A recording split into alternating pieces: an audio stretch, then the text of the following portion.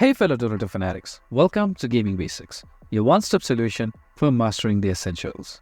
Let's dive in and level up together. In this video, I'm going to show you how to refresh all the cooldowns on your items and spells in Dota 2. To do so, you first need to hop into a game, and then on the shop menu, under the search bar, search for Refresher Orb.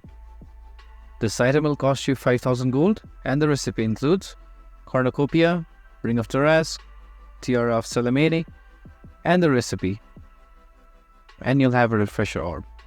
It has a cooldown of 180 seconds, so do use it wisely. I'm going to show you a demo. I'm going to put this on cooldown, like so. And if I use Refresher, I'll have all these back. As you can see, I can use all the spells and items again. If you found this video helpful, please give us a thumbs up.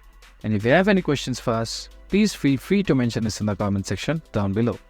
Also, don't forget to hit that subscribe button and ring the notification bell so you never miss out on our latest guides and tutorials. This has been your host Ace. Happy gaming!